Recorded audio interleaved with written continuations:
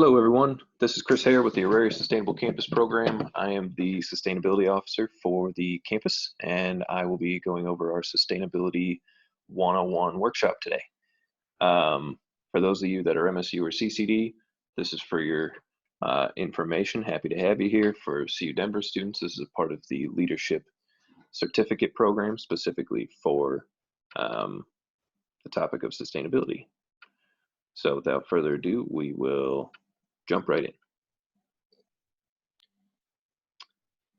in. First of all, we'll go over the agenda. So today we want to talk about definitions and campus perspectives, make sure we're all speaking the same language as far as what sustainability is and how we approach it on campus and how you can approach it as humans and students. And the perspective from the ASCP. We have a cool climate calculator activity that if you want to do on your own, I think it's really valuable to see what your impact is and what impact you can have by making small tweaks to your life and purchases. How do we make an impact? We want to have you take something away that you can do now, and then talk about the Auraria Sustainable Campus Program, because we are your one-stop sustainability shop for all 3 schools on the Auraria campus. So hopefully after this workshop, you will have an understanding of the broad concept of sustainability, become familiar with local and regional goals, learn the most common units of measurement, and have a better understanding of why sustainability is important. I will also add that there will be a small quiz at the end of this, accompanying this for credit for you CU Denver students. So we're going to skip this because we're live. Typically this is in person, as you might imagine. So what is sustainability? Yes, we're going to use the old school. The dictionary defines it as, right? So Cambridge definition, the quality of being able to continue over a period of time, right? Pretty plain, pretty straightforward. We asked, what is sustainability to you in a survey in the fall of 2018. We had over 600 respondents. Here are kind of some of the responses that best represented the most responses from your fellow students. So what is sustainability to you? To live within the resources of our planet without damaging or depleting it and damaging the environment for the future. Great. Meeting the needs of the present without compromising vitality of the future. Efficiency, brief, it's efficient in its own brevity. It means we are environmentally and socially conscious and following the triple bottom line approach, doing as much good for the environment as possible while benefiting as many people as equitably as possible while using economic resources as wisely as possible. And the triple bottom line, we have another workshop focusing solely on that. It basically means that every decision we have kind of 3 prongs that we consider rather than just the environment or just financial.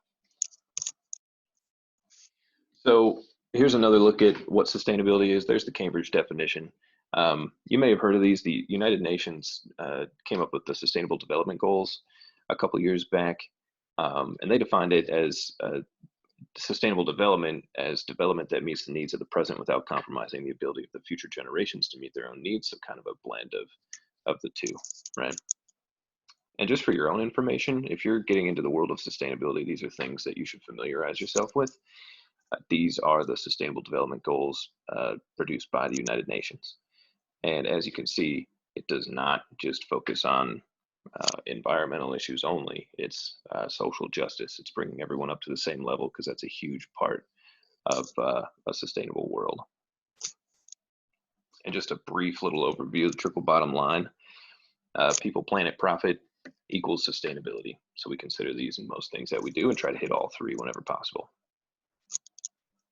So here's that individual climate calculator. If you want to pause the video, take 5 minutes and just play around with this calculator. It'll have you insert, what kind of car you drive and all this stuff, and it'll show you what your individual carbon footprint is.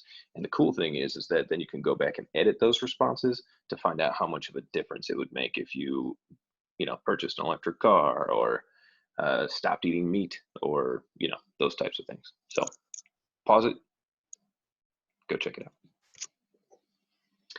out. This one got a little bit messed up, but it says, how do we make an impact? Here is a chart of all the greenhouse gas emissions in the world, and how it's broken out is by the countries they use the most, right? So as you can see, China's number one at 29%. United States is number two, if you don't count the rest of the world combined, with 16%. One interesting thing I read recently is that about half of China's greenhouse gas emissions were due to manufacturing products for other countries, which is to say that us outsourcing our manufacturing processes does not make us or should not make us exempt from the responsibility of the greenhouse gas emissions that contributes to. So just to kind of put it in perspective, how do we make an impact? You and I, regional, country specific goals, state specific goals. We have, as a country, no real goals at the moment. We backed out of the Paris Accord. That would have given us goals. So we're really bound to the state specific goals. So for instance, Denver has 80% greenhouse gas reductions in emissions by 2050. And Colorado has a 90% reductions by 2050. So obviously Denver's gonna have to catch up with the state standard there. Organizations, ASCP, we have, let's see if I talk about it, the American Colleges and Universities President's Climate Commitment.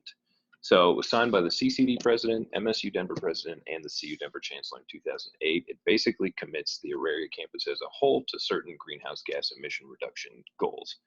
So as you can see here, goal 1, reduce by 20% by 2020. Hey, it's 2020. We did not hit that, but we did hit about 17%.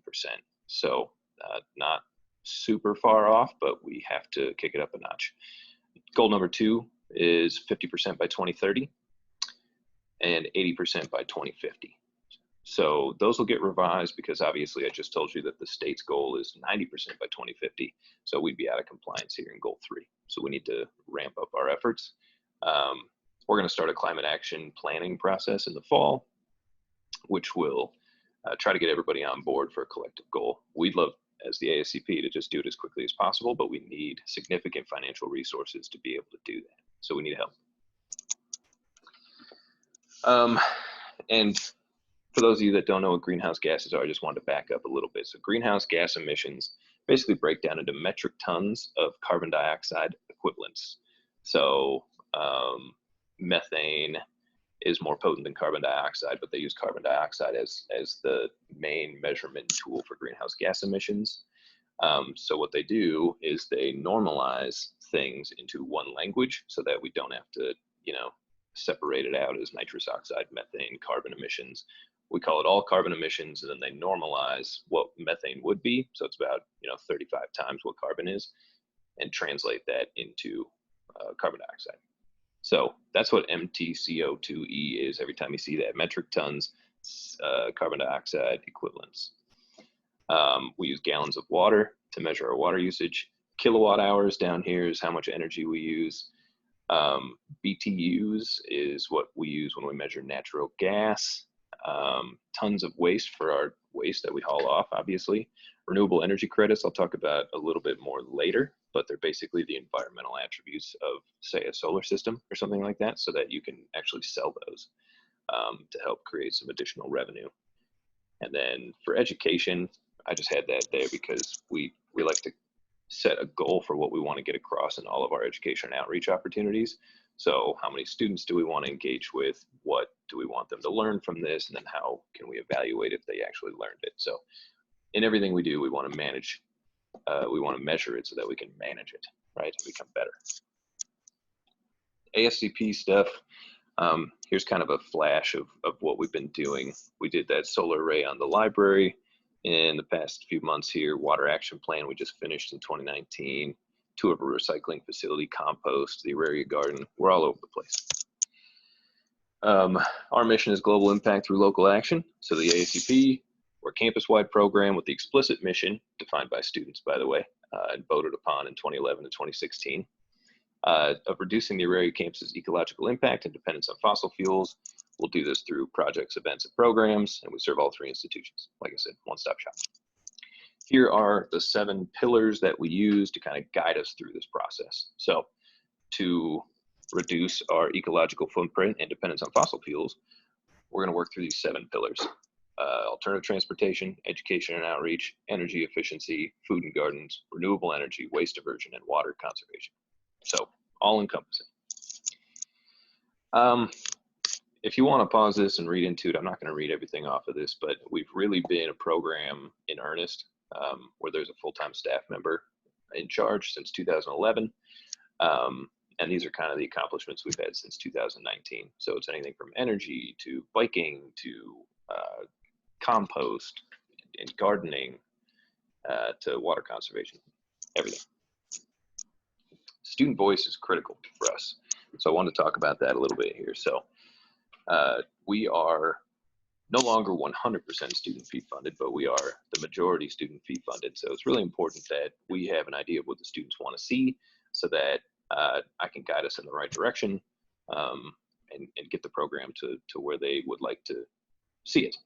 So like I mentioned earlier, in 2018, we did a survey with over 600 responses in the fall. And I asked them a few questions. I'm just going to go over a few of them that I found most interesting that I thought you would find interesting. I'm concerned about environmental issues. The green is strongly agree, the blue is somewhat agree. So all but 3%, 97% said, I'm concerned about environmental issues, either somewhat or strongly. 77% strongly, right? That's pretty neat. Not neat, but we're all kind of worried about the same thing, right? Number 2, it is important that the Auraria campus continue to become more sustainable. Then we see that strongly agreed jump from 77% to 85%. Wow. With 12% still agreeing somewhat. So again, 97%. And then question 3, this is kind of how we prioritize projects in the program. So as you can see, number 1 is recycling. It's huge. Number 2, renewable energy, followed by water bottle filling stations and compost and so on and so forth. I kind of take recycling, the 72%, and composting, the 24% purple there, as combined as waste diversion, right? So that's why we're leaning so hard into waste diversion. We're looking for a fee increase that you can vote on next week, April 20th through the 26th. It'd just be a $3 increase to bring compost campus wide because students went out and got 2,000 signatures in support of it. So that's what brought everybody on board to that conversation. And this survey helped justify that. Also, number 2 is renewable energy. We just did the largest single rooftop solar array in downtown Denver that powers the Auraria campus. Couldn't be prouder of that. Okay, so just real quick, I was going to run through kind of what we do in each category. So alternative transportation, we have a goal of a 5% increase in percentage of campus commuters using only forms of alternative transportation. So that means not driving yourself, right? So pop quiz for you. How much CO2 does one passenger vehicle emit per mile in the United States? 0.96 pounds, almost 1 full pound. That's the national average, which is lower than the Colorado average. But the average car drives 11,000 miles per year, which at 0.96 pounds per mile, that's over 10,500 pounds per year. So by not driving yourself, you can make a big impact. You really can. MSU and our program joined forces for this alternative transportation survey in March of 2019, so over a year ago at this point, but we surveyed over 1,700 students, and these were the results that we got. Most notably in the lower left-hand corner here, we see in bright red 30%. That means that 30% drive by themselves. But what that tells us in the opposite sense is that 70% either take some form of public transit, carpool, or walk or bike. That's really high. That's really high. More than 2/3 of people do some form of alternative transportation on a regular basis. I thought that was pretty awesome. So what are we doing as a program? Top left is an example of our bike parking location. It's in the Tivoli garage. We have 2 that are now delayed until fall, but 2 50 or 60 bike capacity storage facilities in the works right now. They should be up and fully functional in 2020 at some point. Just depends on when we can get back to work on them. And then on the right is a bike pump and fix it station so that you won't be stranded on campus. So education and outreach, we want to increase campus awareness of the ASCP and what we do by 25% before 2022. And so we're doing a ton of stuff to do that, right? So we have these bin side education opportunities for our volunteers. We screen documentaries. We're tabling all the time at different events throughout the year. So that's how we're getting our name out there. Here's a more exhaustive list. We have a team of 7 students, so we stay busy in that way. We're always looking to engage. Food and gardens. This one we're picking up the pace on, but we have an Auraria garden, a community garden. It's on the back side of the science building on the south side, and it is affiliated with the Denver Urban Gardens program. So if you're interested in that, contact us, and we have a wait list, but you never know when that's going to open up. Energy, reduce campus electricity consumption by 10% below 2018 baseline by 2023. 2018 baseline was 49 million kilowatt hours. That's a huge amount. So what are we doing in this area? We've got those little solar tables out front of the Tivoli. The one on the upper right is kind of hard to tell, but we swapped out LED lights. We got LED lights in there to save energy. And then here's a picture of our old solar array system. We obviously put our new one up as well, which we're very excited about. So I referenced those goals earlier. The ACU PCC goal was 20% reduction by 2020. And our reduction so far was 17%. Here's what that looks like. The baseline of 2008 is 40,430. Here we go, metric ton. CO2e, right? Carbon dioxide equivalent. And in 2019, we were down to 33,569. So we are trending in the right direction, but we need to do so quicker. And just if you're curious, 82% is purchased electricity from Excel, and then natural gas makes up just under 10%. And steam we're actually eliminating, so we'll gain a little bit of efficiency as that rolls over to natural gas systems next year. Waste diversion we're so excited about right now. We want to increase our rate of waste diversion, meaning anything that goes to compost or recycling that would have otherwise ended up in the landfill, right? The landfill's the catch-all. Our current rate is only 18.28%, which is pretty low. We want to increase that to 35% by the end of 2022. So, pop quiz, how much of the world's food supply is lost or wasted each year? 33%, 50%, or 15%? Conservative estimates put it at 33%. Wasted. We have plenty of hungry people in this world. We have plenty of food in this world. We just need to connect those two things together. It's a shame. And then the other shame is that a lot of this wasted food just goes up in the landfill instead of being at least composted back into the soil to add nutrients and reduce carbon emissions. And I'll explain how that works, right? So here's a picture of a landfill. They dig a giant hole. They line it with plastic liners to prevent it from leaching into the water supply. They put a bunch of trash in there, and then they cover it with layers and layers of dirt. What that does is it makes it an anaerobic environment. Anaerobic means without oxygen. And so the example I love to use is a banana peel, right? Let's say you take a banana peel and you throw it into the landfill. You think to yourself, it's biodegradable, it's natural, landfills are outside, it'll break down, right? No big deal. False. So in a landfill, it's an anaerobic environment without oxygen.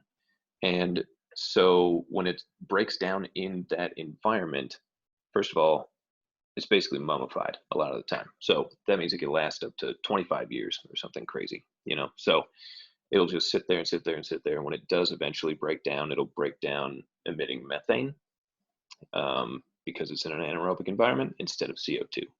And methane, as I mentioned earlier in this video, is about 35 times more potent of a greenhouse gas than CO2 is. So that's bad. Conversely, let's say you throw it into a compost heap or a compost, curbside pickup if you're fortunate enough to have that. Then it's put into these things called windrows. It's turned, it's moisturized, to accelerate the breakdown, and it'll break down in a few days or a few weeks, this banana peel that we're talking about. And when it does break down, this is, you know, plenty of oxygen in this environment, and so it emits CO2, carbon dioxide, instead of methane when it breaks down, and then it adds nutrients back into the soil, which is then reapplied to crops or to gardens, and those nutrients get back to us. So instead of wasting a banana peel and let it decay and emit methane in a landfill, put it back into the cycle, put it back into use by composting it and breaking it down properly and letting it be a part of the life cycle. Here's a recycling facility. I don't know how many of you have seen the inside of one, but my mind was blown when we toured one a couple years back. It's a lot of manual labor. People manually sorting this stuff out. This conveyor belt is cruising, and they're just grabbing certain things as they go past. So this is what single stream recycling looks like, and it is incredibly complicated, but we're trying to make it as easy as possible for students and staff and faculty to understand. On our campus, here's what we're doing. We did a electronic waste station. We have 2 of those, one in the Tivoli, one in the Arts Building. We deployed 3 bin systems to include compost instead of just landfill and recycle. Great, right? Water bottle filling stations, reduce plastic. And then lower left and upper middle are waste audits. We do those all the time to see how we're doing and to see what our problematic items are. Those are some pictures of our problematic items: plastic cups, liquids, food residue. You can't put any food in recycling, otherwise it's contaminated, it ruins the batch. So that's what we're doing on campus. Here's how our diversion rate is looking so far. 2.5 years ago, when I came into this position, our diversion rate was at 17.35%. We did a whole bunch of pilots adding compost, and then it went up to 20.08 in that January through June of 2019, which was huge. But it takes a lot of time and effort, and we have 7 areas of focus. So we had to pull away and focus on this solar project and some other things, and so that's how it went back down to just over 18%. But like I said, this compost referendum, if passed, would bring compost campus-wide. It's mainly to pay for someone to do this full-time, because we have a 156-acre campus, and our ASCP office is made up of myself and a sustainability coordinator. So it's tough to focus as much as we need to on everything all the time. And so this is clearly very important to the students based on the 2,000 signatures they handed us. So we'd love to see that happen. If you're interested, we have volunteer opportunities when campus is open with our eco-rep program. And here's us cleaning up the creek and doing a couple events and tours and stuff like that. Here's a list of all the workshops that we did this semester. This is Sustainability 101. The other ones that are available in a recorded version are Water Planning for the Future, Triple Bottom Line, and ROI in the Pitch, How to Get Things Done. The other 2 were done live, and we'll bring them back into cycle next semester. And that's all I have for you. If you're interested in more about the Auraria Sustainable Campus Program, you can follow us at Auraria SCP on Instagram, Facebook, Twitter, whatever. At the bottom here is how to sign up for our newsletter if you really want to stay in the loop. I'd highly suggest it. It's very high quality. Our students do a great job putting that together every month.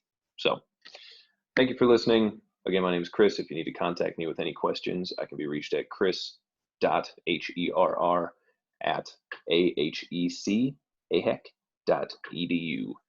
And I'd be happy to answer any follow-up questions for you. Other than that, be sure to finish the quiz and do what you need to do, CU Denver students, to get credit for this course with your leadership certificate. Excellent. Thank you.